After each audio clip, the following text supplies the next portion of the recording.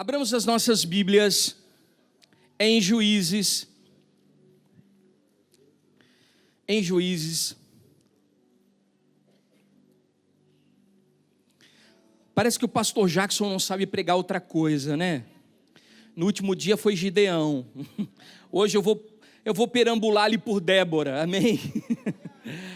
Glória a Deus. Juízes, capítulo 4, a partir do versículo 4 até o 9, e depois nós vamos pular outros versículos. Quem achou, diga amém. Diz assim: e Débora, mulher profetiza, mulher de Lapidote, julgava a Israel naquele tempo. Ela assentava-se debaixo das palmeiras de Débora, entre Ramá e Betel, nas montanhas de Efraim, e os filhos de Israel subiam a ela com juízo. E mandou chamar a Baraque, filho de Abioão, de Quedes, de Naftali, e disse-lhe: porventura o Senhor Deus de Israel não deu ordem a ti, dizendo: vai e atrai gente ao teu monte Tabor, e toma contigo 10.000 homens dos filhos de Naftali e dos filhos de Zebulon, e atrairei a ti para o ribeiro de Quizon, e a Sísera, o capitão do exército de Jabim, com os seus carros e com a sua multidão, e eu te darei nas tuas mãos. Diga assim: te darei nas tuas mãos. Então disse Baraque: se fores comigo, irei, porém se não fores comigo, não irei.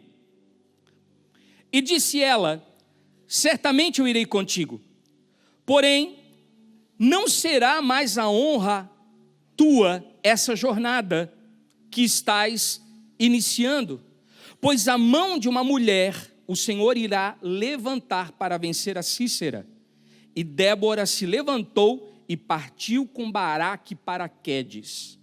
Pule comigo para o versículo 17 até o 22, que diz assim: porém Sísera fugiu a pé à tenda de Jael, mulher de Éber, queneu, porquanto havia paz entre Jabim, rei de Azor, e a casa de Éber, o queneu.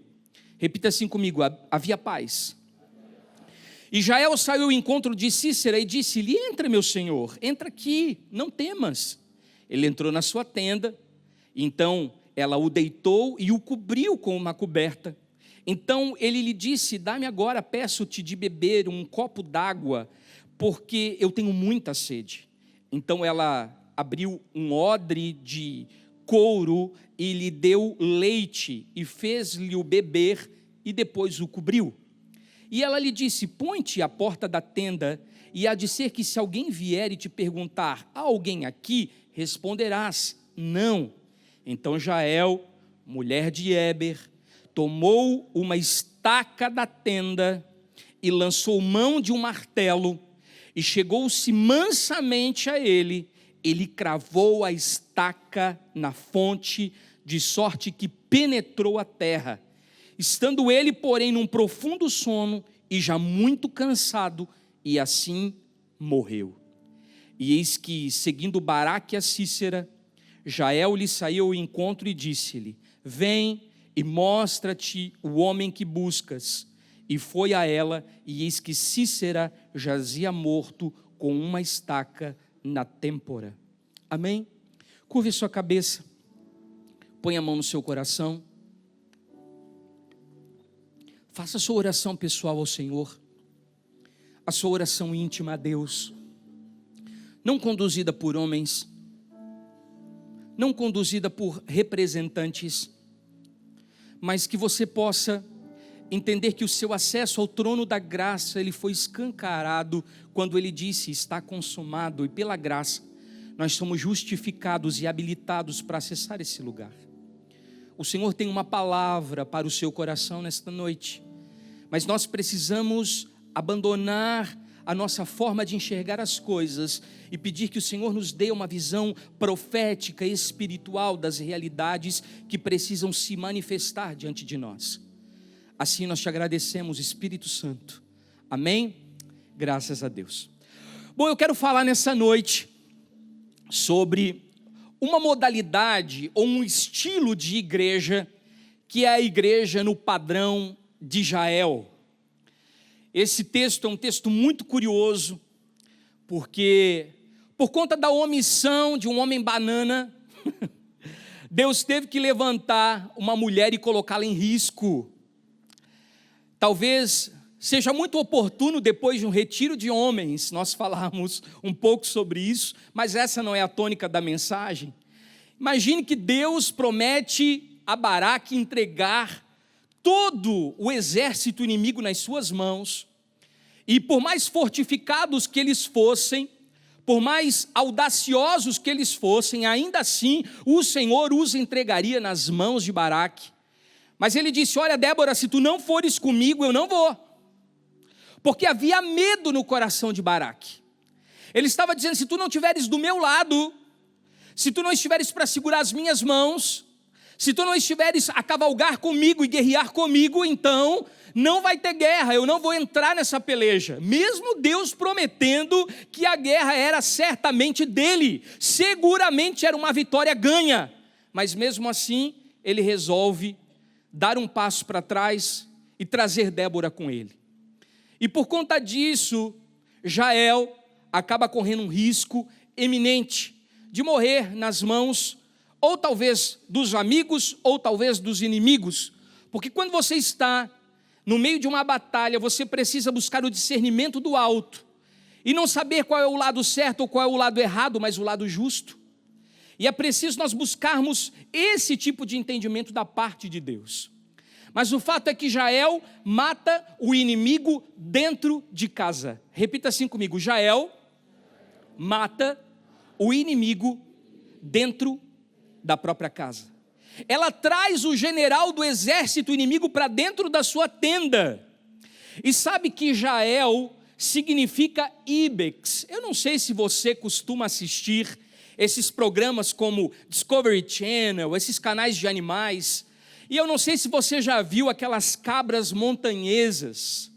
E eu, sinceramente, não sei como é que aquelas cabras conseguem subir naquela altura, naquela dimensão, em lugares tão rochosos, em lugares tão áridos, lugares tão secos, mas elas conseguem cavalgar em cima desses lugares tão difíceis, tão íngremes, né?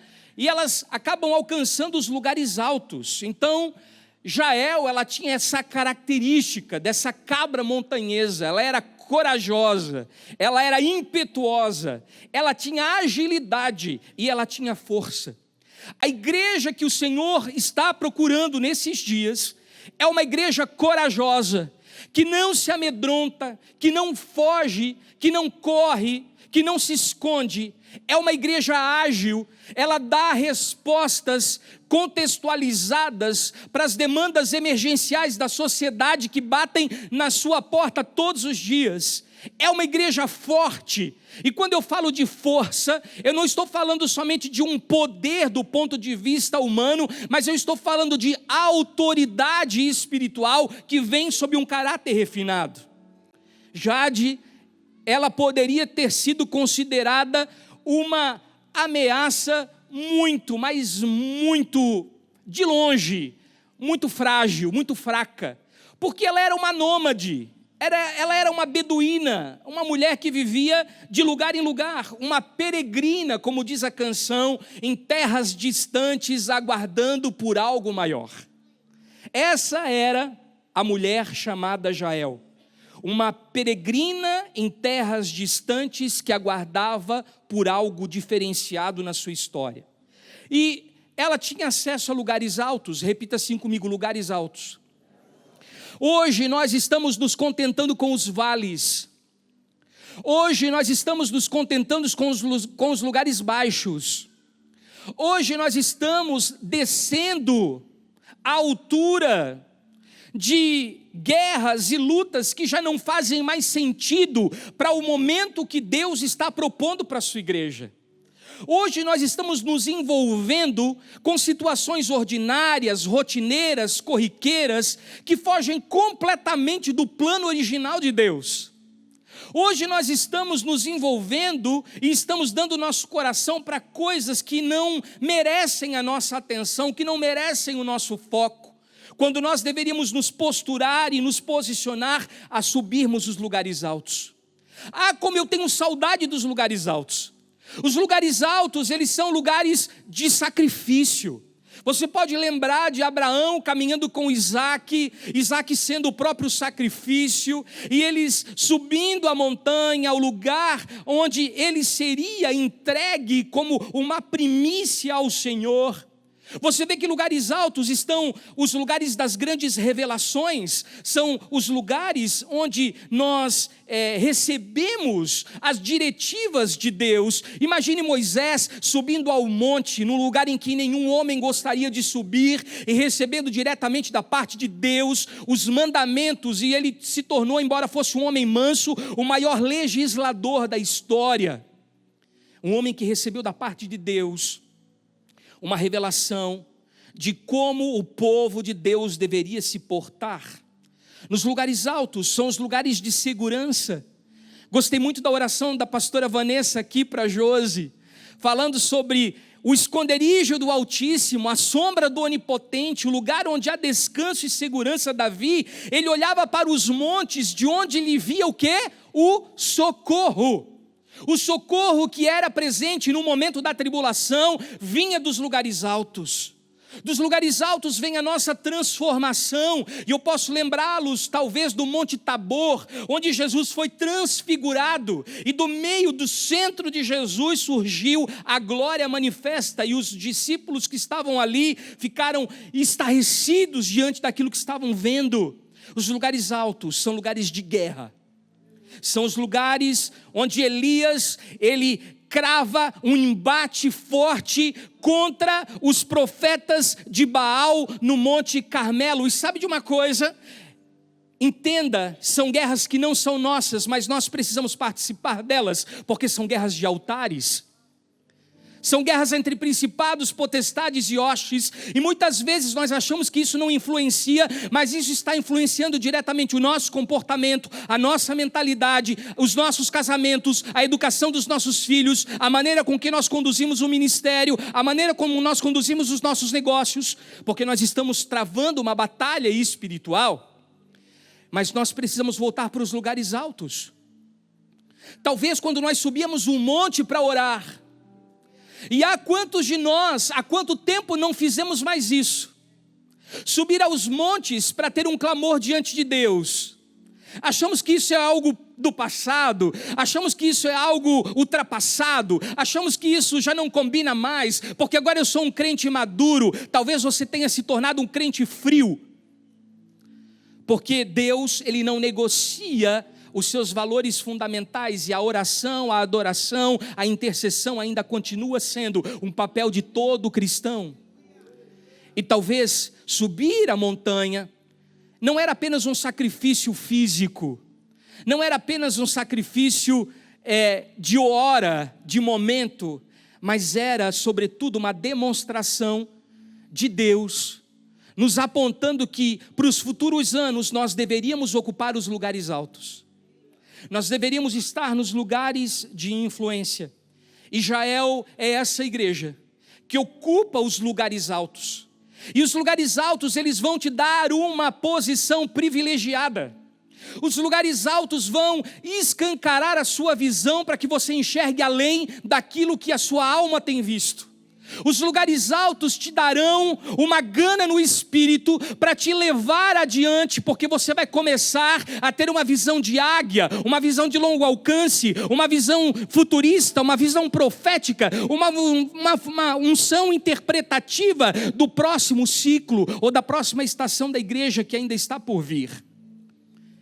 E como é que Israel entra nessa história? Há uma personificação ou uma teofania, como nós costumamos dizer na teologia, sobre a pessoa de Jesus e da igreja, porque ela era esposa de Éber, e se você não sabe, a tradução de Éber é um varão maduro, mas companheiro. Então, Jael era casada com um varão maduro e companheiro. Qualquer semelhança entre Cristo e a igreja seria uma mera coincidência. Mas nós aqui estamos olhando que ela não estava defendendo somente os interesses de Israel, ela estava, sobretudo, defendendo os interesses do seu marido. Ela estava defendendo o território que pertencia ao seu marido, aos bens que pertenciam ao seu marido. Existia sim um acordo de paz, mas nem sempre essa presença de paz, ela demonstra a ausência de um conflito. E Jael entendia sobre isso, porque ela entendia que aquela paz ali era uma paz que ela era momentânea, ela era frágil, ela não era a paz que excede todo o entendimento, ela não era a paz onde nós seguimos a paz com todos e a santificação sem a qual ninguém verá o Senhor. Era uma paz falsa, era uma paz de um acordo de exploração territorial, onde o exército de Canaã, entre o rei cananeu, onde ele cedia um espaço permitido para que eles trabalhassem e explorassem aquele solo enquanto eles estivessem ali, porque como beduínos, como peregrinos, logo eles estariam em outro solo, em outro território, em outra temporada, se movimentando de acordo com o comando de Deus. Mas ela então convida o comandante da guarda de Canaã, o camarada com as patentes espirituais da malignidade, um homem idólatra, profano, um homem que era politeísta, um homem que se curvava aos deuses estranhos, se curvava aos deuses falsos. Ela convida-o para entrar dentro da sua tenda. Por que ela convida para entrar na sua tenda? Porque a casa de Éber, a casa do varão maduro e companheiro, é um lugar seguro. Ela convida porque ela entende que ali não é apenas uma tenda, mas é um lar. Então não se combate a carne do lado de fora da tenda, se combate a carne do lado de dentro da tenda. As suas maiores guerras com você mesmo vão acontecer dentro do seu coração. As minhas maiores guerras acontecem dentro do meu coração. As nossas almas, elas sempre têm a tendência a se inclinar àquilo que é caído, àquilo que é profano, mas quando nós entendemos que há uma inclinação para o Espírito, nós enfrentamos o que tiver que ser enfrentado, mas dentro de nós. Coloque a mão sobre o seu coração e diga assim: o meu coração é a tenda, e nesse lugar, os embates mais importantes acontecem. Então, Jael preparou a cama para que ele repousasse. Jael colocou um manto sobre ele para poder escondê-lo. Aí ele pede água. O que ela faz? Ela dá leite. E se nós lermos adequadamente, a gente vai ver que ela o serviu como príncipe, porque depois na profecia de Débora, no capítulo 5, vai dizer que ela deu coalhada num prato de prata. Ela o serviu como um príncipe. Mas o que ela faz? Ela mata o comandante Cícera com um golpe nas têmporas. E Joel usa o que para isso? Um martelo e uma estaca. Repita assim comigo: martelo e estaca. Esse era o serviço feminino, armar a tenda. Esse era o serviço da mulher, armar a tenda. E esse é o serviço da igreja de Cristo, armar um lugar onde ele possa se manifestar. E nem sempre esse ambiente vai ser um ambiente de paz. Muitas vezes esse ambiente vai ser inevitavelmente um ambiente de guerra. Mas não nos diz respeito. Quando nós lemos Isaías 54:2, se você puder abrir comigo, profeta Isaías 54:2, se você não puder ler comigo lá no telão, existe um comando da parte de Isaías, um dos profetas messiânicos de maior envergadura da velha aliança, diz assim: alarga o espaço da tua tenda, estende as tuas cordas e reforça as tuas estacas, amplia o lugar da tua tenda, estendam-se as cortinas das tuas habitações, não o impeças, alonga as tuas cordas e firma bem as tuas estacas. O interessante é que ele dá a instrução para o que fazer, mas na parte B do versículo é como se ele intensificasse que isso precisava ser feito de uma maneira muito resistente. E nós precisamos resistir. Repita assim comigo: nós precisamos de uma igreja resistente. Não uma igreja que se abala por qualquer vento de doutrina, não uma igreja que se abala por qualquer ideologia, não uma igreja que se abala por qualquer perseguição, nem uma igreja que se abala por qualquer competição, não uma igreja que se abala por qualquer calúnia, não. Nós precisamos ser a igreja de Cristo. As nossas tendas estarão levantadas, as nossas cordas estarão estendidas, alongadas, nós estaremos liberando as cortinas das nossas habitações, porque nós vamos fincar as estacas da maneira que precisa ser fincada.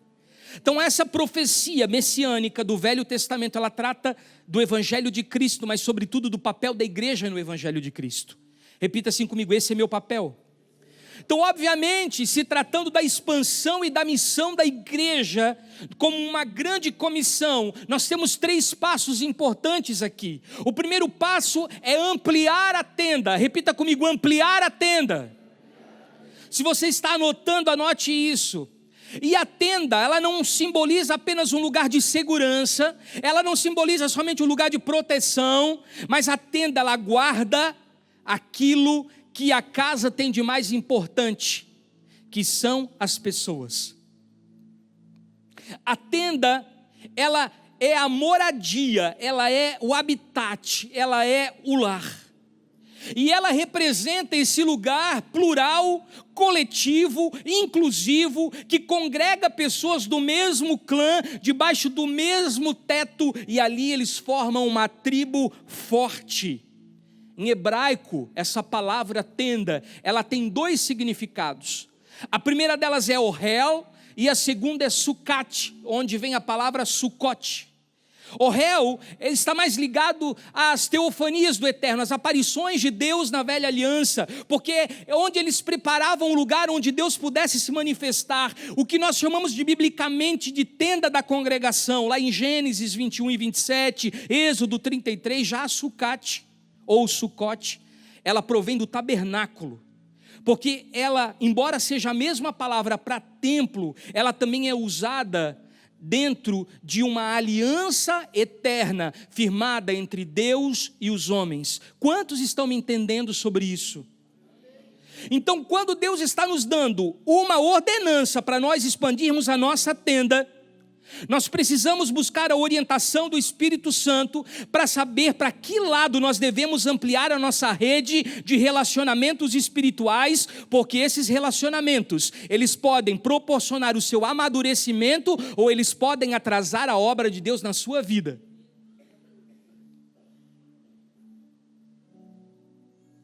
Deus está apontando algo muito singelo aqui.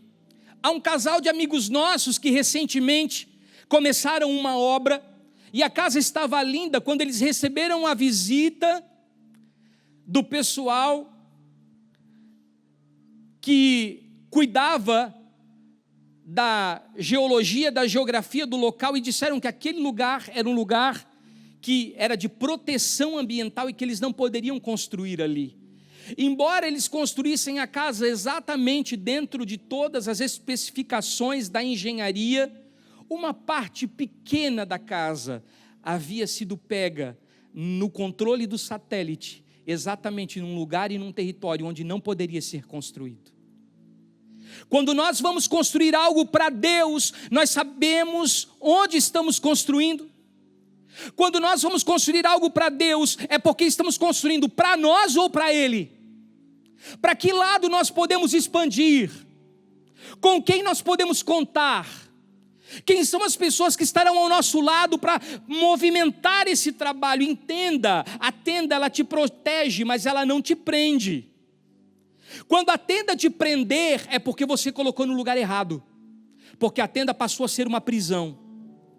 Então nós não estamos falando de uma jaula com grades, onde você trancafia pessoas em uma visão engessada, controladora, opressora. Não, nós estamos falando de um lugar livre. A tenda, ela protege contra o sol escaldante do dia, contra o frio da madrugada, nas intempéries da vida, às vezes tempestades que vão assolando a nossa vida como as tribulações, mas toda essa cobertura, ela funciona para unir e proteger um clã, uma tribo, servindo de um ambiente acolhedor, afetivo, mas nunca para escravizar ou para impor algo. Então entenda, se você está expandindo a sua tenda e você tem um objetivo de controlar, manipular, oprimir, escravizar pessoas, entenda que Deus não está nisso. A sua obra vai ser embargada, porque você foi pego pelo satélite da eternidade e você está ocupando territórios que você não deveria. Agora, quando você expande a tenda para servir os demais como um lugar de proteção, um lugar de segurança, um lugar de afetividade, efetivamente um lar, onde você envolva pessoas, então você está fazendo o projeto de acordo com o plano da eternidade. Aí temos o passo 2, alongar as cordas. Repita comigo, alongar as cordas. Profeta Oséias 11:4 diz que o Senhor nos atraiu a Ele com cordas de amor. Eu acho isso maravilhoso. Ele nos enlaçou. E a ideia de alongar, ela vem de fixar laços fortes. Esse contexto aqui, ele nos remete aos vínculos de amor, quando nós vamos nos conectando uns aos outros por pontes de relacionamentos saudáveis. Entenda, esse relacionamento de Jael com Cícera era um relacionamento opressor, ditatório, impositor, era um relacionamento de troca, de escambo, era um relacionamento pautado na exploração. Mas Deus está nos chamando para termos relacionamentos saudáveis. Por quê? Porque Efésios 4, de 4 a 7... Efésios 4, de 4 a 7 vai dizer o seguinte: há um só corpo, um só Espírito, como também fostes chamados em uma só esperança da vossa vocação, um só Senhor, uma só fé, um só batismo, um só Deus e Pai de todos, o qual sobre todos e por todos é em todos vós. Mas a graça foi dada a cada um de nós segundo a medida do dom de Cristo. Ou seja, nós podemos pensar de uma maneira a sermos unânimes, porque essas cordas, elas nos atraem uns aos outros, elas tratam das alianças, elas tratam das parcerias, elas tratam do companheirismo, elas tratam do apoio mútuo. Deixa eu lhe dizer uma coisa, ela não trata de um apoio útil, ela não trata de um apoio que está formalizado na utilidade, naquilo que essa pessoa pode fazer por mim, mas ela está pautado na misericórdia, na compaixão, no amor, no perdão, em sentimentos em que existiam em Cristo Jesus. Então a igreja histórica, a igreja primitiva de Atos dos Apóstolos, que nós tanto estudamos, ela caminhava nessa unanimidade que Paulo fala aos Efésios aqui, tanto no partir do pão, quanto na singeleza do coração. E aí eu quero ler com você Filipenses, capítulo 1, do versículo 27 ao 30, uma nova parte da carta de Paulo, agora endereçada aos Filipenses, que diz assim: não importa o que aconteça, exerçam a sua cidadania de maneira digna do Evangelho de Cristo, para que assim, quer eu vá ou os veja, quer apenas ouça a seu respeito em minha ausência, fique eu sabendo que vocês permanecem firmes num só Espírito. Repita comigo, num só Espírito.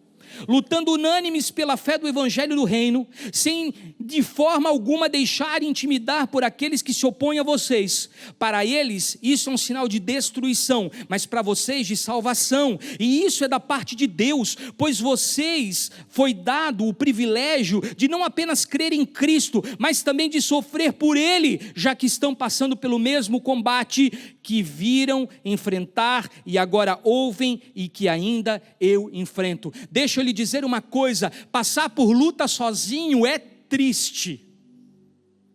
Agora, quando você passa por luta, abraçado a pessoas que acreditam no mesmo Espírito que você, é motivo de segurança.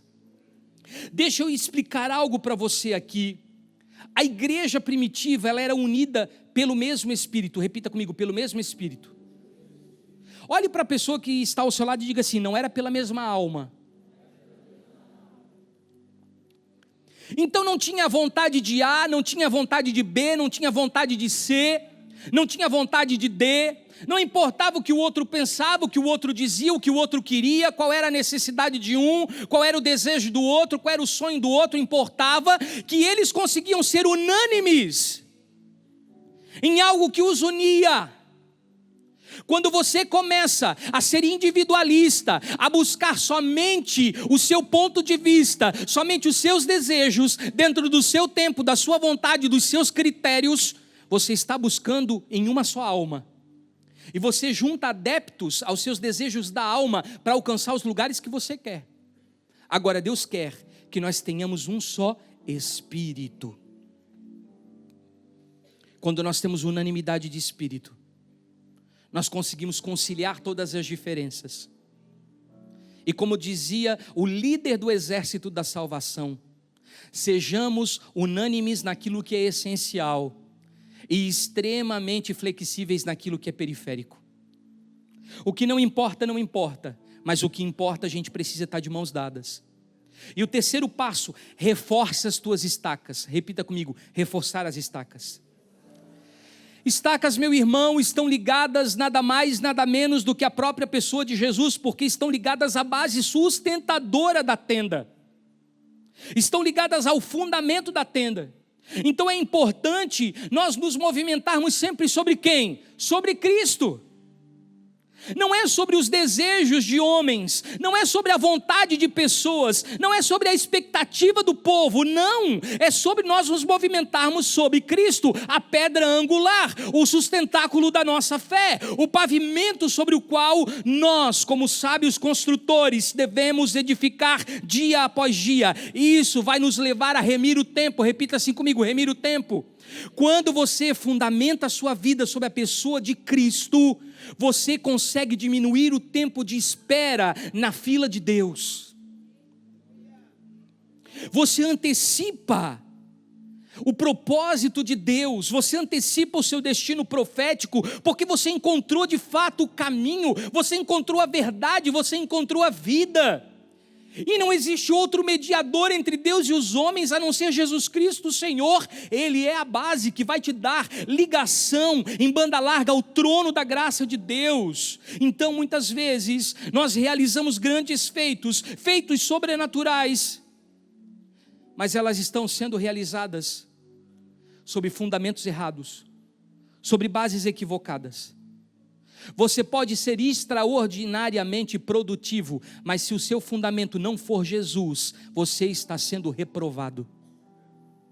Volto a dizer, você pode estar sendo extraordinariamente produtivo no seu ponto de vista, galgando lugares de visibilidade, de notoriedade, de poder, de fama, de glória, de status, de riquezas, mas deixa eu lhe dizer, se a base não for Jesus, meu irmão, você não passa de uma fraude.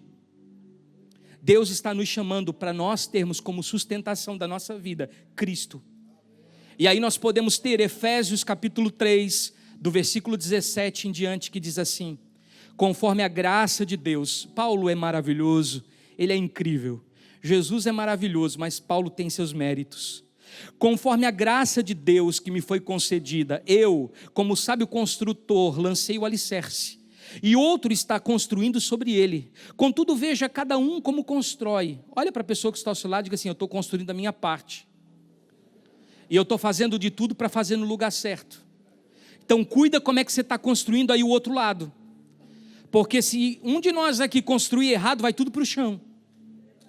Olha os puxadinhos dos crentes, hein? Então diz o seguinte: contudo, veja como cada um constrói, porque ninguém pode colocar outro alicerce do que já está posto, que é Jesus Cristo. Ele é a base, Ele é o centro, Ele é a sustentação. Se alguém constrói sobre esse alicerce usando ouro, prata, pedras preciosas, madeira, feno ou palha, sua obra será mostrada, porque o dia trará a luz, pois será revelado pelo fogo, que provará a qualidade da obra de cada um. Então, quando nós passamos por provações, por dificuldades, é que então nós revelamos com o que nós estamos construindo sobre a base que é Cristo. E diz o seguinte: se que alguém permanecer, esse receberá recompensa. E o que alguém construiu há de queimar, esse sofrerá prejuízo, contudo será salvo, como alguém que escapa através do fogo. Uma boa base deve ser construída em profundidade, por isso Paulo irá nos falar das medidas exatas do Messias.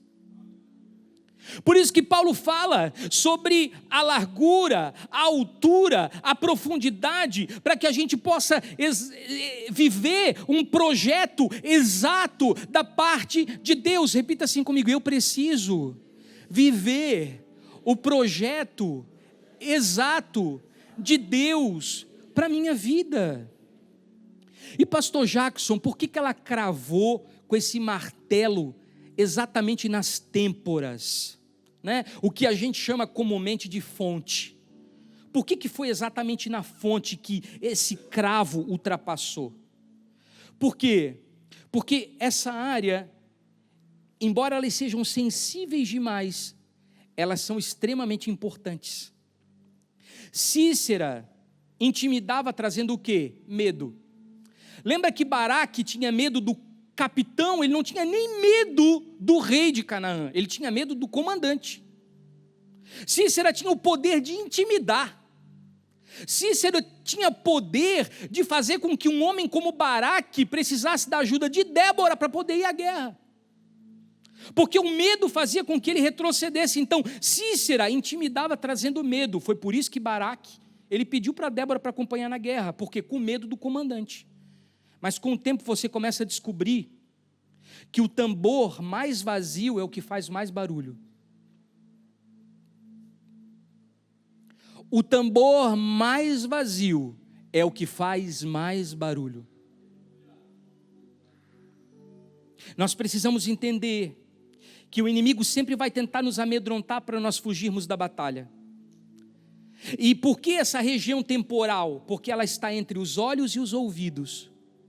Vai atingir o que você vê e vai atingir o que você ouve. Essa região temporal é exatamente onde você entende por meio da visão e compreende por meio daquilo que você escuta da parte de Deus. São os lobos temporais, são as ligações sensoriais do indivíduo para a construção das suas funções intelectuais, cognitivas, para tomada de decisão, para tomada de ação. Ele precisa desse lugar para poder agir, para poder se movimentar. E interessante que isso atravessa a sua cabeça até tocar a terra, simbolizando que a mente de Cícera era uma mente carnal, terrena, natural e diabólica. Nesse tempo, Deus estará levantando uma igreja com o martelo e a estaca na mão para atingir exatamente a fonte do inimigo e desconectar todo o pensamento terreno, diabólico, natural e humano,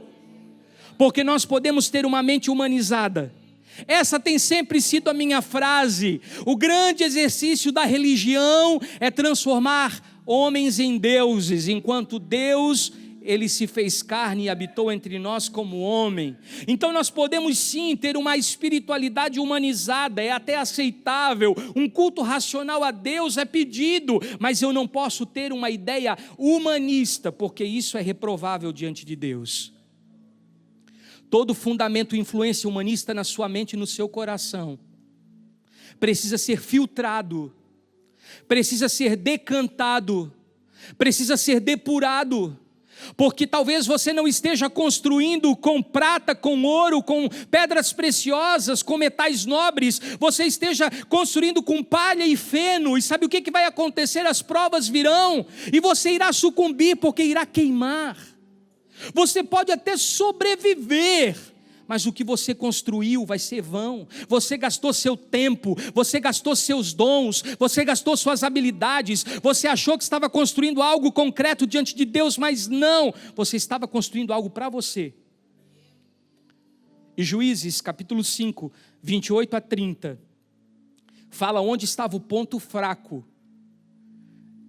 de Cícera. Repita assim comigo: o inimigo sempre tem um ponto fraco.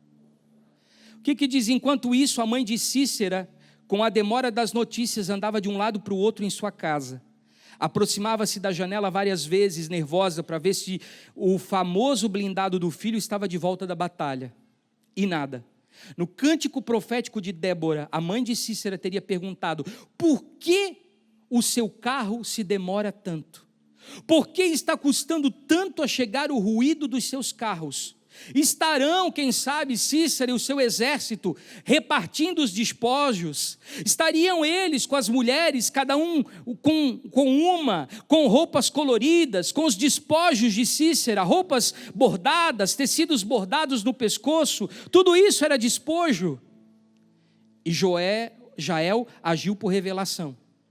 Repita assim comigo: eu preciso me mover nesse tempo por revelação. Porque Cícera, ele tinha uma mãe idosa que abrigava ele debaixo das suas saias. Ele era um grande e valente comandante, mas ele era um bebê mimado e imaturo. E o que Jael faz? Como uma mãe: vem cá, entra na tenda. Está cansado? Deita na cama. Está com sede? Deixa eu trazer um leitinho. Eu vou te tratar feito um príncipe. Lá fora a guerra pode acontecer, mas eu vou para frente da tenda. Se alguém perguntar por você, eu vou dizer que não te vi. E quando ele adormece cansado, ela lhe crava a estaca na têmpora. Ela finca a estaca no lugar certeiro. Por quê? Porque nós estamos vivendo uma geração que ainda bebe leite espiritual. Nós estamos tratando de uma igreja mimada, como se fossem bebês espirituais. Eu não vou dizer para vocês que os novos convertidos na fé, as pessoas que estão dando seus primeiros passos em relação à fé, eles não precisam de um leite. Paulo vai falar sobre isso de uma forma muito aplicável em Tessalonicenses, mas eu quero lhe dizer que isso tem acontecido como um fenômeno na igreja gospel. As pessoas estão sendo aduladas nas suas emoções, ao invés de serem confrontadas com a verdade para mudarem de vida. Elas buscam um lugar onde elas consigam um leitinho espiritual para mamar. Elas buscam um lugar onde elas se desenvolvem até mesmo intelectualmente, com um evangelho inteligente, mas elas não se desenvolvem interiormente com o evangelho da revelação de Cristo. Claro, nós precisamos ter paciência com os mais fracos, pastor Beto, lá no Integra, entender que nós sempre vamos ter entre nós os bebês da fé, e nós temos todo o cuidado para que você seja recebido dentro de uma maternidade espiritual, dentro de um útero espiritual, que você seja gerado em Cristo. Mateus 2:1 vai dizer que quando os magos eles chegam para ver Jesus, a primeira coisa naquela cena inteira que chama a atenção dos magos é que o bebê está no colo de quem? Da mãe, amamentando, no colo da mãe. Mas Jesus não ficou só ali. Jesus cresceu em estatura, Jesus cresceu em graça, Jesus cresceu em conhecimento diante dos homens e diante de Deus. E você começa a observar uma mudança em Jesus a partir do primeiro milagre, porque Maria vai ter com ele e ele diz: mulher, o que tenho eu contigo? Ainda não é chegada a minha hora. Ou seja, mãe, daqui para frente, a conversa com você vai ser outra. Eu respeito a senhora, mas eu vou ter que me posicionar de uma maneira diferente. Você começa a ver Jesus amadurecendo e se tornando o Cristo.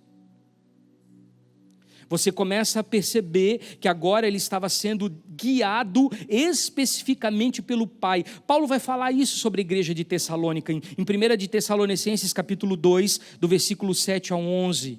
Paulo ele começa ministrando como uma mãe, ela usa a figura de uma ama, ela usa a figura de uma babá, e depois ela conclui exortando que o pai é que exorta o filho para que ele possa amadurecer e crescer.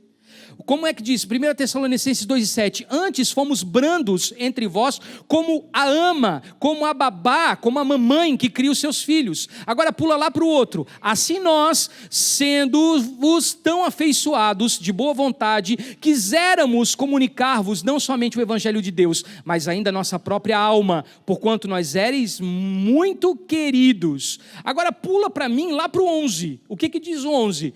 Assim como bem sabeis de que modo vos exortávamos e consolávamos a cada um de vós, como o pai faz aos seus filhos. Então precisa ter uma mãe igreja que abraça, que acolhe afetuosamente, mas precisa ter a palavra de Cristo, que é a expressão do Pai, como uma verdade para levar os filhos à maturidade, um filho coletivo, chamado o corpo de Cristo. Neles habitareis e nele andarei, e serei o meu povo e ele será o seu povo. Jesus, olha aqui para mim, já estou terminando. Ele fala uma coisa muito interessante nos evangelhos. Você percebe que Jesus ele entra em 12 casas. Pode deixar que eu não vou ministrar sobre G12, não vou ministrar sobre metodologias de liderança. Cada uma das comunidades de fé sabe como se movimenta, cada um sabe o que recebe do Senhor, mas Jesus ele entra em 12 casas, representando que o governo do reino começa por onde? Pelos lares. Mas deixa eu lhe dizer uma coisa, o governo de Deus ele não começa da igreja para as casas, ele começa da casa para a igreja. Mas isso não pode ser para nós um método de evangelização, isso não pode ser para nós um método de crescimento, isso não pode ser para nós uma metodologia de apacentamento. Nós precisamos ver o lar, as casas, como uma base de inspiração. Nós aqui no Mevan temos PGs, talvez em outras comunidades de fé existam células, existam outros nomes como grupos familiares, e isso tudo acontece não para a igreja crescer, mas para que as pessoas tenham um lar pautado na pessoa de Cristo, onde tenha um pai funcional, uma mãe funcional, filhos na presença de Deus, e isso possa ser replicado em outros ambientes. Essa é a nossa base. De nada adianta nós termos uma casa expandida, uma ferramenta enorme de multiplicação ministerial, se a vida de Cristo não está habitando naquele lugar. Às vezes, nós somos muito fortes aqui na igreja, mas nós somos fracos na nossa casa. E nós não somos fracos somente na nossa casa, relacionada ao nosso lar, nós somos fracos aqui, na nossa primeira casa, no templo de Deus. E essa fraqueza de caráter, ela vai nos tirando de perto de Deus. É importante você entender que nós precisamos separar o Cristo que estava encapsulado em Jesus. Eu sempre digo, Jesus era judeu, mas Cristo era de todas as nações, povos, línguas, tribos. Jesus era universal. Enquanto Jesus era o filho pródigo de José e de Maria, prodígio de José e de Maria, Cristo era o ser eterno e cósmico, governante de todas as coisas. Essa semana eu assisti um vídeo muito interessante, o apóstolo Gustavo Lara ministrando uma palavra profética numa das nossas convenções internacionais aqui, no Centro Eventos, e ele liberava sobre o apóstolo Luiz Hermínio que a primeira casa de Cristo foi Jesus e a segunda casa é a igreja. E eu gostaria que você repetisse isso comigo. A primeira casa de Cristo foi Jesus e a segunda somos nós, a sua igreja. Por que ele disse isso? Porque ele entende que nós somos o filho coletivo do Pai, nós somos Yeshua, aquele que foi levantado para governar as nações. E se nós não crescermos nessa revelação, nós vamos ficar o tempo inteiro olhando só para Jesus. Agora precisa de um equilíbrio. Repita assim comigo, equilíbrio. Muitas igrejas têm essa revelação master, blaster, top, power, que fala que Jesus é o Cristo, e elas crescem entendendo que Jesus é o Cristo por revelação. Mas elas vão crescer de forma mística. Outras pessoas entendem Jesus somente como homem, como ser humano, humano nos relacionamentos, humano no tratar das pessoas, humano na vida da igreja, humano na comunhão da igreja. E o que vai se tornar? Uma ONG. Quando nós conseguimos conciliar o Cristo eterno que há de vir e o Jesus, o homem de dores, de aparência não desejável, o homem experimentado no trabalho, o homem que foi criado na família, nós vamos ter o equilíbrio natural da igreja, ou talvez sobrenatural. Então a igreja precisa ser materna até um ponto, mas ela precisa entrar num lugar onde os seus sacerdotes possam ensiná-la a diferenciar o santo do profano. Deixa eu relembrar com vocês, Ezequiel 44 e 23 nos diz isso. Diz assim: e ao meu povo os sacerdotes ensinarão a seguirem entre o santo e o profano, e farão discernir entre o impuro e o puro. Então, como é que eu parto desse entendimento? Para distinguir o que é sagrado do profano, primeiro eu preciso conhecer o que é puro e o que é impuro. Então, para conhecer o que Deus faz através de Cristo, eu preciso primeiramente conhecer o que Deus fez através de Jesus. E aí 2 de Coríntios, capítulo 6, versículo 14 ao 18, diz assim: não vos prendais em julgo desigual com os infiéis, porque que sociedade tem a injustiça com a justiça, e que comunhão tem a luz com as trevas, e que concórdia há entre Cristo e Belial, ou que parte tem o fiel com o infiel?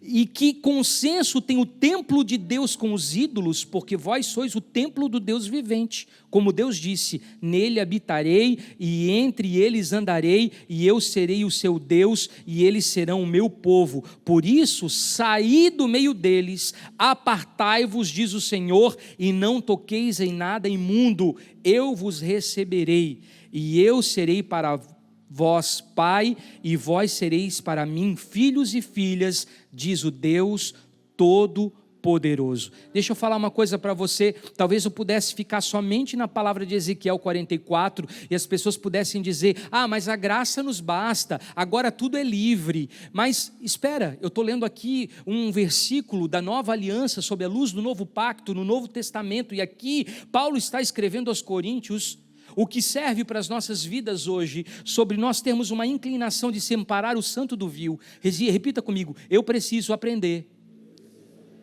a separar o santo do vil. E mais do que isso, nós precisamos ensinar essa geração a separar o maduro o impuro do puro. Nós precisamos ensinar esse povo a lidar com as questões que são puras do reino, e que muitas vezes são julgadas com um coração impuro, e que pessoas que trabalham com as causas santas do reino, mas estão com o coração profanado. Deixa eu voltar a falar isso para vocês, porque é muito sério. Muitos de nós estamos lidando com conceitos puros do reino, com o nosso coração sujo, e nós estamos lidando com as causas santas do reino, com o nosso coração profanado.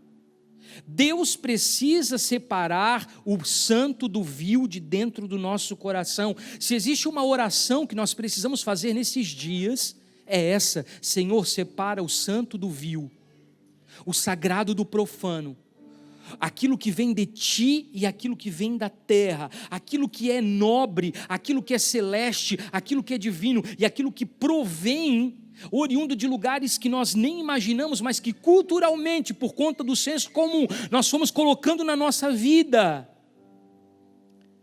Nós muitas vezes estabelecemos dogmas, mas nós não sabemos mais separar o certo do errado. Infelizmente, nós chegamos num ponto em que a igreja de Cristo, ela não consegue mais separar o certo do errado. E muitas vezes esse certo fala da nossa construção moral e intelectual, daquilo que nós achamos correto, mas não é aquilo que a Escritura diz. Deixa eu lhe dizer uma coisa: tanto importa o quanto você estudou sobre um assunto, se não está nas Escrituras e em conformidade com a palavra, com a vontade de Cristo, não importa. O que importa nesse tempo é nós declararmos aquilo que está errado Não diante daquilo que nós achamos que nos parece ruim ou negativo, mas aquilo que está escrituralmente embasado e aquilo que é inspirado por Jesus e por Cristo. Quando Jesus ele era inquirido pelos religiosos, quando os fariseus, saduceus, escribas se levantavam contra ele, tentando, inquirir ele de todas as formas, o que ele dizia? Vocês pecam, sabe por quê? Porque vocês não observam as Escrituras e nem o poder de Deus. O que é não observar as Escrituras e o poder de Deus? As Escrituras falam da própria pessoa de Jesus, ele é a Torá encarnada. E o poder, Paulo vai dizer que Jesus é o poder de Deus materializado, vivo. Então as Escrituras revelam a pessoa de Cristo e o poder revela o lugar que ele ocupa. E só assim nós vamos conseguir ter uma igreja que vai conseguir separar o santo do vil. Só assim nós vamos ter uma igreja que vai conseguir, a partir das Escrituras e do poder de Cristo, julgar se aquilo é profano ou se aquilo é santo, se aquilo é caído ou se aquilo é nobre. Por quê? Porque nós sempre fizemos isso a partir de nós. E quando nós fizemos isso a partir de nós, nós podemos ser injustos. Quando nós fizemos isso a partir das nossas experiências, nós podemos estar sendo contrários aos desígnios que Deus estipulou para essa vida, saindo do projeto original. Saindo do projeto original da expansão da tenda. Então nós vamos entender que as construções no Espírito, elas nos levam a expandir a vontade de Cristo nas questões, todas as áreas da vida, mas elas vão derrubar, elas vão confrontar, elas vão conflitar com os desejos da nossa alma. Então, para você construir algo concreto em Deus, você vai ter que passar por esse momento de fazer com que o martelo e a estaca ultrapassem esse lugar na sua fonte, e que você pare de pensar de uma forma caída e carnal, e comece a colocar as coisas em ordem do jeito que Deus quer. Nós precisamos voltar à tenda da habitação de Deus. Repita assim comigo: neles habitarei, entre eles andarei, e eu serei o seu Deus, e eles serão meu povo. Fique de pé comigo. Põe a mão no seu coração. Feche os seus olhos. É como se o Senhor nessa noite estivesse dizendo para nós: suba mais um degrau comigo. Você precisa se tornar essa tenda da habitação onde Deus deseja estar. Porque nos últimos dias o amor de muitos esfriaria, mas não de todos. E eu preciso fazer parte desse contingente que não esfriou. Como disse com muita propriedade pastor Natan agora no começo do culto, nós precisamos buscar essa integridade diária, onde nós sejamos esse homem pleno, esse homem completo. Nós precisamos buscar a estatura de varão perfeito. Se nós estamos limpos, que nós nos limpemos ainda mais. Se nós estamos cultivando, então que nós cuidemos das raposinhas nas nossas vinhas, que são os pequenos detalhes que nós achamos que não tem problema algum, mas estão destruindo a imagem de Cristo em nós. Está na hora de nós nos submetermos àquilo que nós construirmos ao Senhor, para queimar tudo aquilo que é impuro, para deixar que o fogo do Espírito queime tudo aquilo que não pertence a Ele. Esse é o momento de nós buscarmos uma vida de obediência, uma vida de rendição, uma vida que nos torne cada vez mais completos em Cristo. Está na hora de nós prepararmos um lugar onde esse pensamento cananeu, esse pensamento idólatra, esse pensamento caído, esse pensamento corrompido, esse pensamento de exploração, esse pensamento que usa as pessoas, ele seja destruído. E que nós possamos ter um pensamento que seja o pensamento de Jesus como homem, para nós nos relacionarmos uns com os outros, e o pensamento de Cristo, para seguirmos o projeto ideal da eternidade para a terra. Só assim nós vamos alargar a nossa tenda, nós vamos esticar as nossas cordas e nós vamos fincar as nossas estacas. Mas antes de esticar, de estirar a estaca no chão, Antes de fincar a estaca no chão, a estaca precisa ser o quê? Transpassada na nossa fonte, transpassada na nossa têmpora, transpassada no nosso pensamento, que se opõe à verdade do reino, que se opõe à verdade de Cristo, que se opõe à verdade de Deus.